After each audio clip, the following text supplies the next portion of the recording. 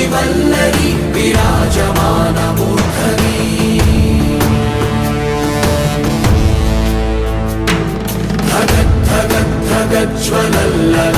धगज्ज्वलल्ललाटपट्टपावके किशोरचन्द्रशेखरे प्रतिक्षणं मम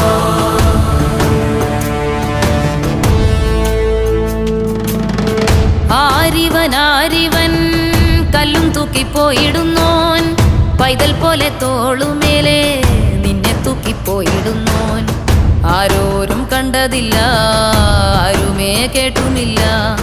ഗംഗയെ താൻ തേടിക്കൊണ്ട് തന്നെ താനെ ചുമന്ന് ശിവലിംഗം നടന്നു പോകുന്നു